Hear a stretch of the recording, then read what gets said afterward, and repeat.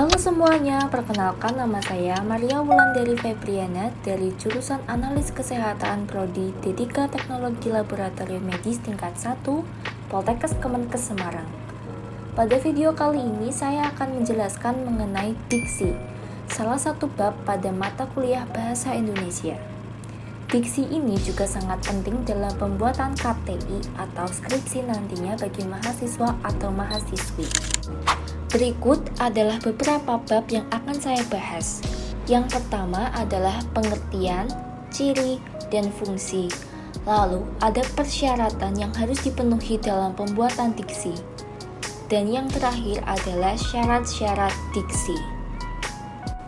Pengertian diksi. Biasanya kita mengenal arti diksi sebagai pemilihan kata. Tetapi tak hanya itu, para ahli juga memiliki penafsiran arti diksi yang lebih rinci, serta Wikipedia juga memberikan arti diksi yang lebih dari itu. Pengertiannya bisa dibaca pada slide ketiga ini.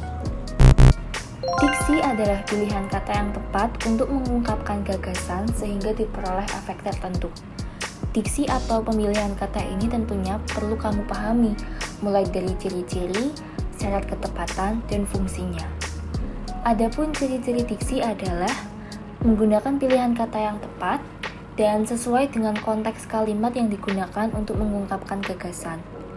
Pilihan kata yang digunakan dapat membedakan nuansa makna, kata, dan bentuk yang sesuai dengan ide atau gagasan, situasi, dan nilai rasa pembaca maupun mendengar.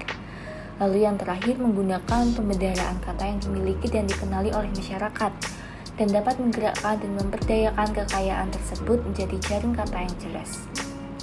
Lalu untuk fungsinya, diksi dalam pembuatan karya sastra memiliki beberapa fungsi sebagai berikut. Yang pertama, membuat orang yang membaca ataupun mendengar karya sastra menjadi lebih paham mengenai apa yang ingin disampaikan oleh pengarang.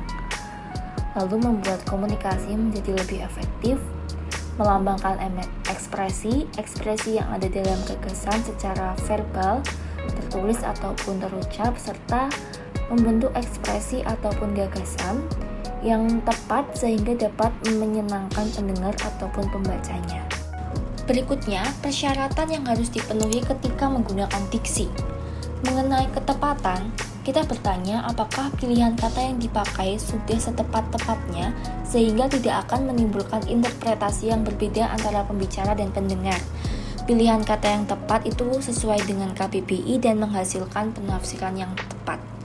Sedangkan kesesuaian atau mengenai kebenaran, kita mempersoalkan apakah pilihan kata dan gaya bahasa yang dipergunakan tidak merusak suasana atau menyinggung perasaan orang yang hadir. Lalu berikutnya adalah lazim. Lazim merupakan hal yang biasa menurut KBBI. Ketika penyampaian diksi dipastikan hal tersebut tidak asing atau merupakan hal yang baru tanpa diketahui target yang dituju. Jadi, kata lazim ini harus dikenal oleh target yang dituju. Syarat diksi yang pertama adalah makna denotatif dan makna konotatif. Ciri-ciri kata bermakna denotasi: makna kata sesuai apa adanya, makna kata sesuai hasil observasi, dan makna yang menunjukkan langsung pada acuan atau makna dasarnya.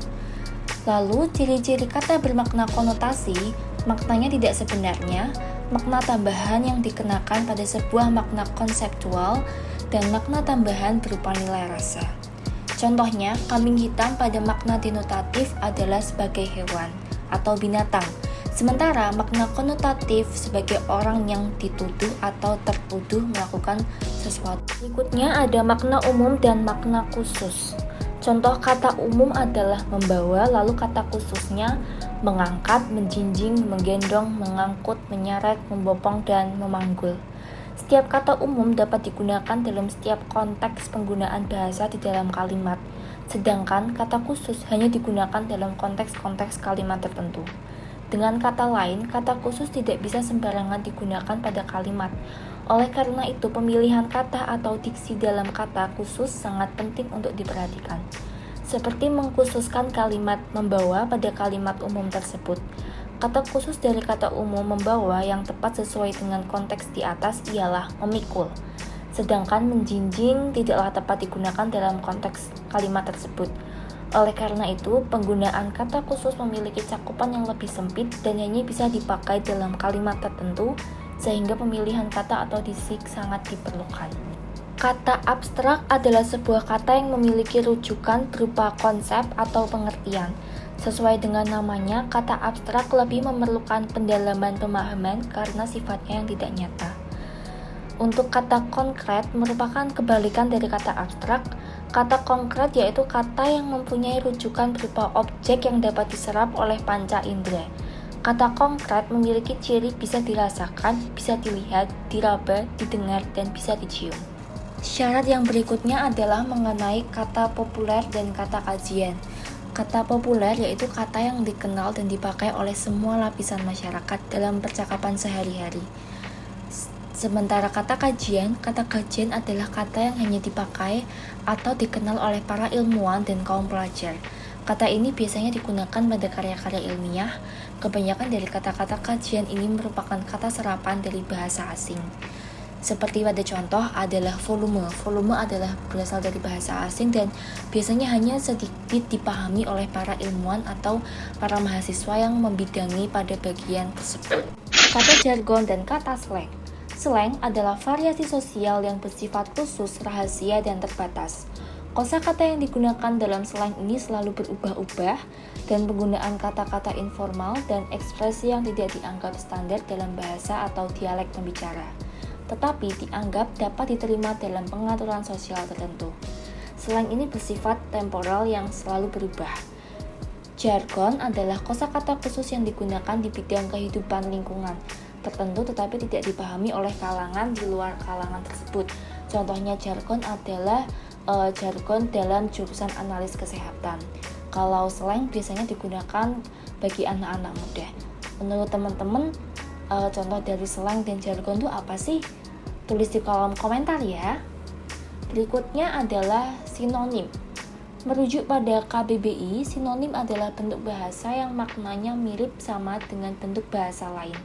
Dengan kata lain, sinonim adalah satu atau lebih kata yang memiliki arti yang mirip namun dapat berbeda cara penggunaannya. Contohnya, sinonim dari kata Anda adalah kamu, dikau, engkau, dan seterusnya. Cara penggunaan kata Anda biasanya lebih sopan dalam surat-surat, lalu untuk kata kamu biasanya dalam pergaulan, dan engkau juga biasanya untuk menunjukkan orang yang lebih tua atau merujuk pada Tuhan. Sinonim sebuah kata memiliki relasi semantik dua arah.